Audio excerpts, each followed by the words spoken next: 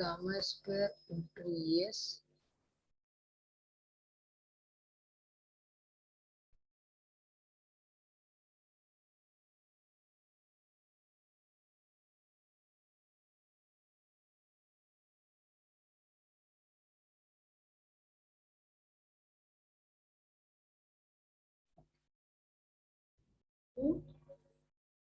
यहाँ पे जो है अपना ES, जो ES ले रहे हैं अपन, इंटेंसिटी ले रहे हैं, इलेक्ट्रिक फील्ड इंटेंसिटी, वो केवल कौन सी डायरेक्शन में है, एक्स डायरेक्शन में। तो यहाँ पे केवल मैं एक्स वाला ही कंपोनेंट लूंगा, एस एक्स, यहाँ पे एक्स हो जाएगा और ये एस हो जाएगा और ये कैप एक्स है, ठीक है। तो ये कंपोनेंट हो जाएगा।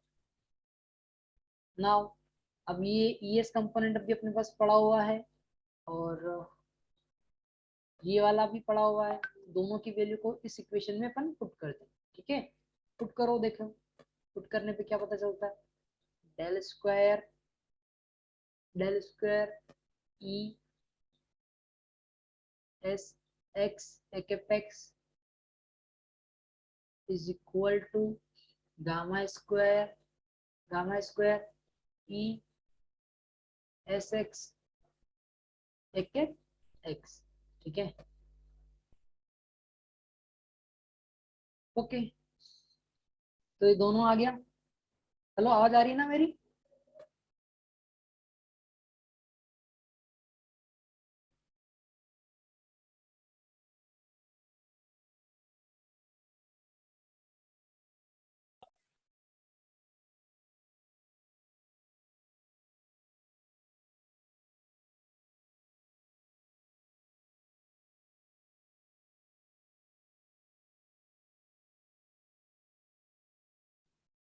ओके, ठीक है। आवाज आ रही है क्या मेरी? Yes sir. तो अब देखो, ये मैंने इक्वेशन को दोनों की वैल्यू डाल दी है। अब यहाँ पे एक्स और एक्स को मैं हटा सकता हूँ डायरेक्टली। तो यहाँ पे मैंने कंपैरिजन करके डायरेक्टली लिख दिया है, del square E S X X is equal to gamma square E S X, ठीक है। समझ में आया यहाँ तक कैसे निकाला इसको?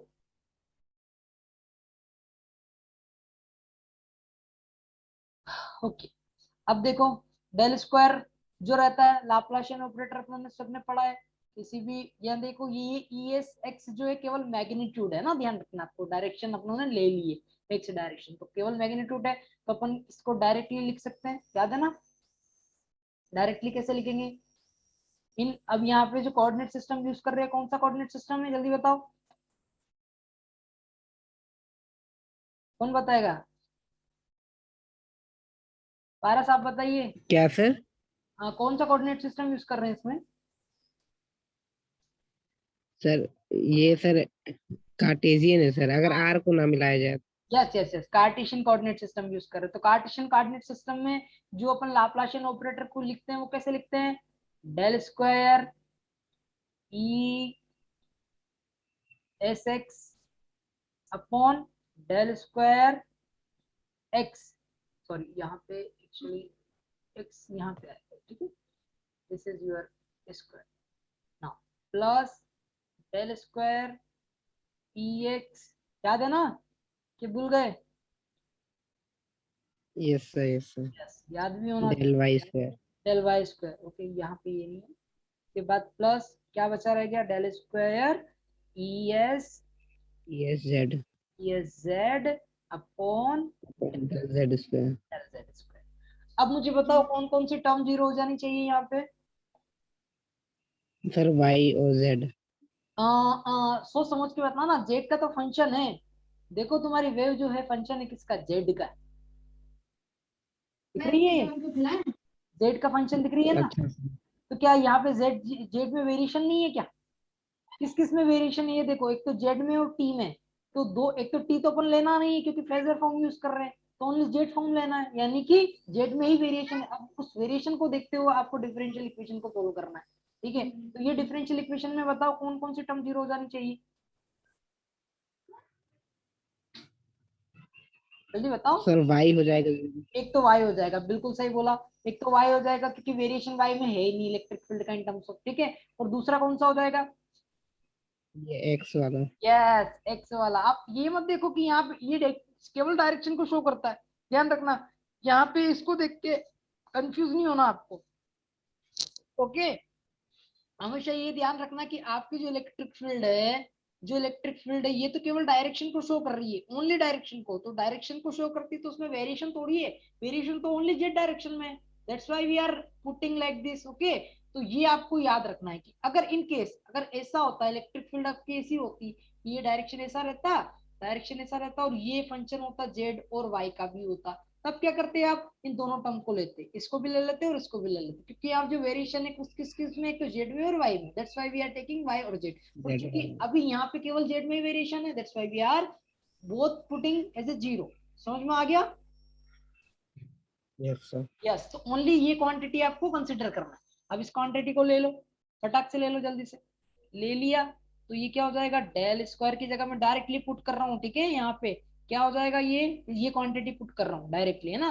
तो ये हो जाएगा डेल स्क्वायर, जल्दी बोलो,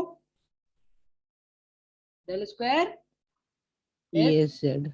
एस जेड। और जेड एस भी लिख सकते हैं ना, तो कोई दिक्कत नहीं इसमें। डेल स्क्वायर, डेल के बाद कौन सा हो जाएगा क्वांटिटी इसके रिस्पेक्ट में जा रही है? Z square square. बराबर क्या चल रहा है? Gamma square E S Z. E S X हो गया ना, यहाँ पे E X X, sorry sorry sorry, थोड़ी मिस्टेक हो जाती है, ठीक है। या अब यहाँ पे देखो, ये कौन सी डिफरेंशियल इक्वेशन, ये सोल्व कर रखी होगी आपने शायद डिफरेंशियल इक्वेशन ऐसी, तो ये की नहीं की है? बोलो। नहीं सर की होगी सर। अरे कर रखी है मैथमेटिक्स में, M1 M2 M3 में। dz square is equal to gamma square E S X, ठीक है। तब भी मैं सोल्व करवा देता हूँ आपके लिए, याद है ना। आप इसको क्या मानते थे? जैसे अगर डी बाई डी एक्स होता था, डी बाई डी एक्स होता था तो उसको डी लेते थे, ठीक है। और डी बाई डी एक्स लेता, और D by D x square होता था तो उसको क्या लेते थे? D square. अच्छा यस सर। यस। तो बस वही चीज आपको करनी है। तो यहाँ पे भी अपन क्या ले लेंगे? इसको डेल स्क्वायर को डी स्क्वायर ले लेंगे, और ये पे क्या हो जाएगा? E S X, E S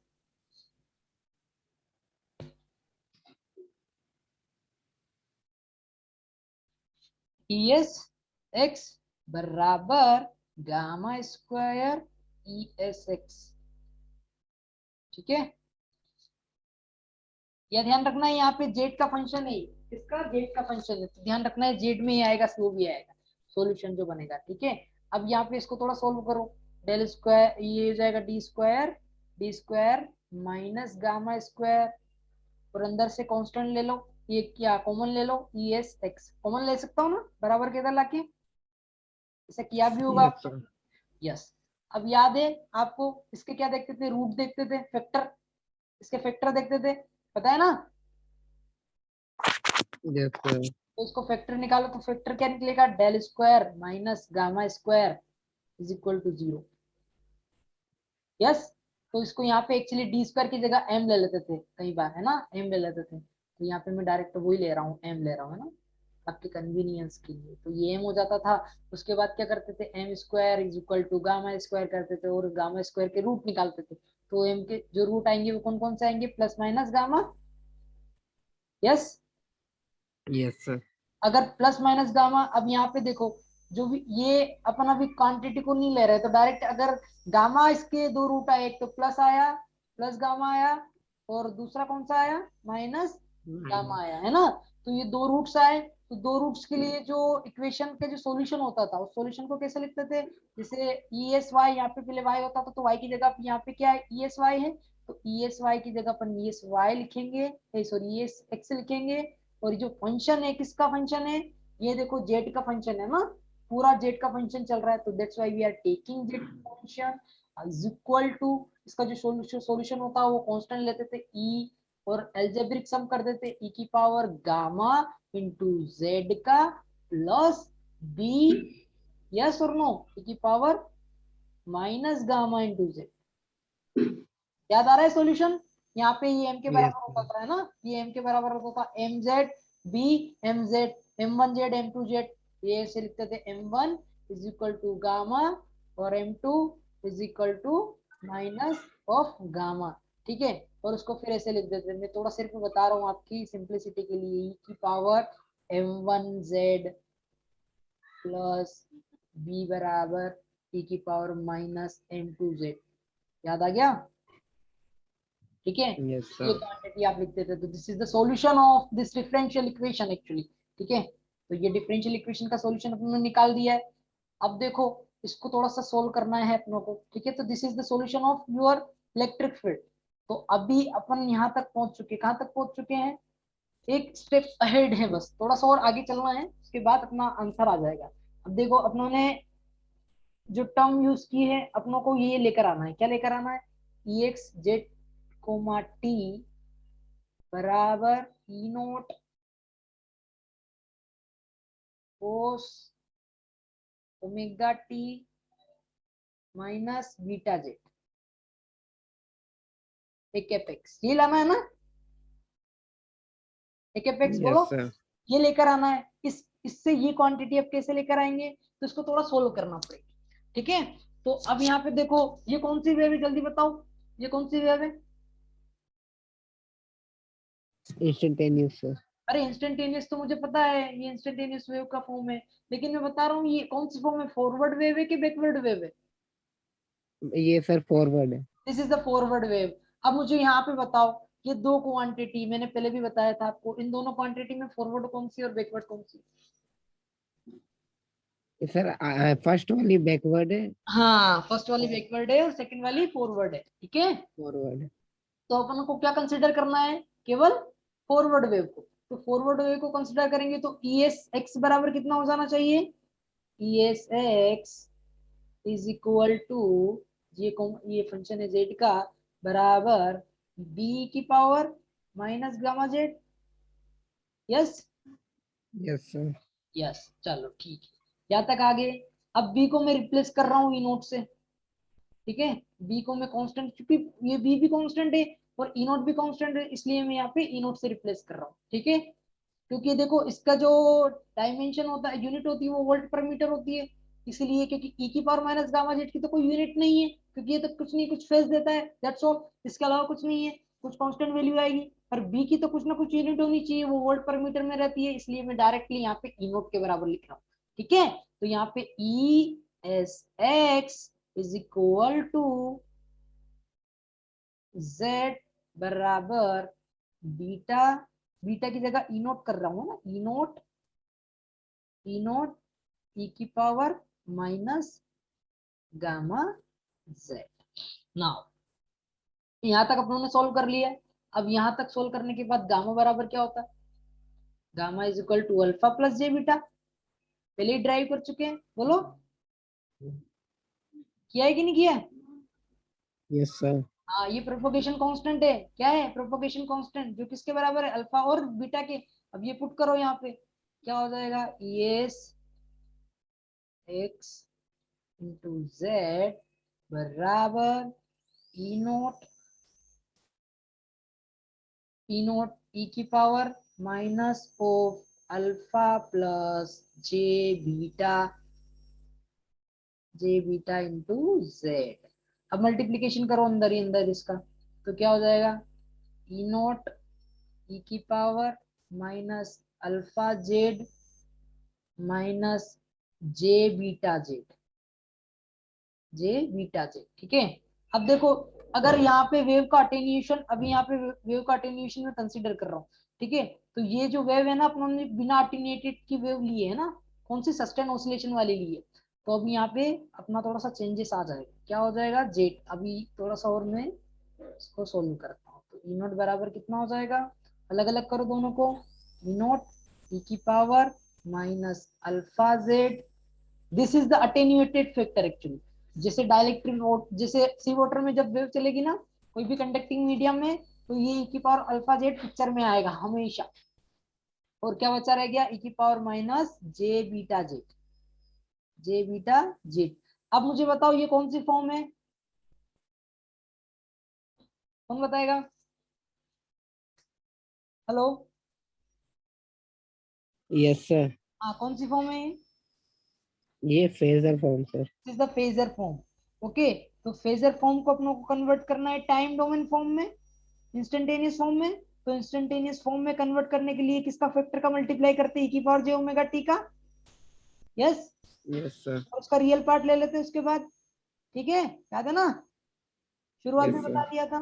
तो बस आपको जैसे ही आप इंस्टेंटेनियस इसका मल्टीप्लाई करोगे तो यहाँ से क्या हट जाएगा, एस हट जाएगा। एस हटते ही केवल एक्स रह जाएगा, और एक्स हटते ही यहाँ पे जेड रह जाएगा, is equal to E naught.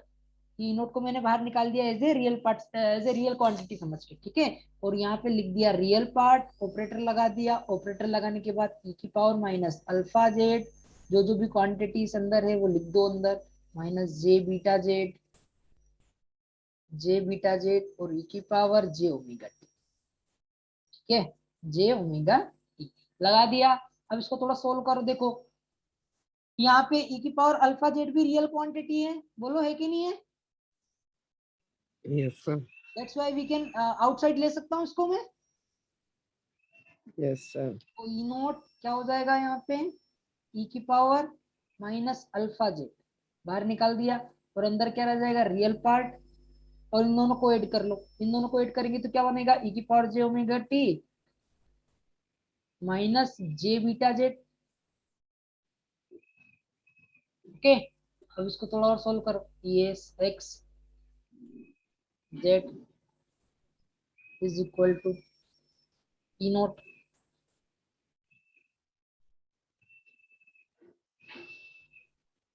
एक मिनट में थोड़ा सा मिटा देता हूँ।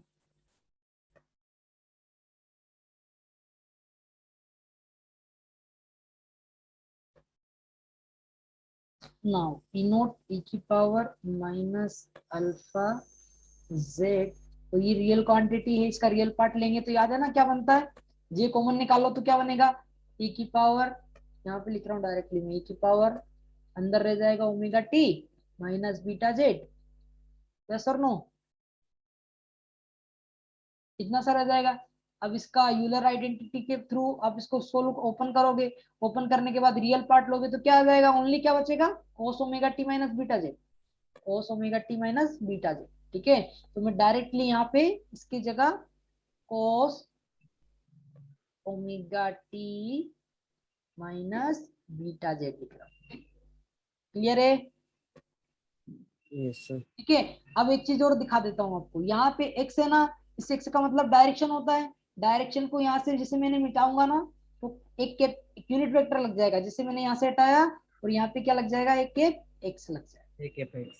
क्लियर हो गया? तो this is your standard form of plane wave. ठीक है, तो this is your standard form of plane wave in which E की पावर माइनस अल्फा जेड यहाँ पे नहीं था, कहाँ पे, जो लास्ट वाला जो अपने मैं बता रहा था ना कि स्टैंडर्ड फॉर्म ये भी कहलाता है, वो सस्टेन ऑसिलेशन के लिए है। तो उसमें ई की पावर अल्फा जेड नहीं रहता, क्योंकि अपन वहां पे जो मीडियम बात करते हैं वो लॉसलेस मीडियम कहलाता है, उसमें क्या सिग्मा नहीं रहता। दैट्स व्हाई सिग्मा अगर नहीं रहता तो अल्फा नहीं रहता, हमेशा ध्यान रखना।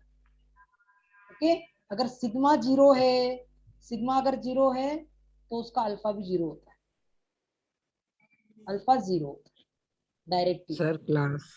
हाँ ओके ओके, मैं अभी बस खत्म कर रहा हूँ। ठीक है, तो ये आपको याद रखना है ना, हो गया कि टाइम बिल्कुल। सर ज्यादा हो गया, ओके ओके, 4 मिनट ज्यादा। ठीक है, फिर मैं नेक्स्ट टाइम नेक्स्ट क्लास में अपन इसके बाद डिस्कस करते हैं। यहाँ तक आपको याद रखना है। ओके, मैं स्टॉप कर रहा हूँ प्रेजेंटेशन। ओके। Okay bye.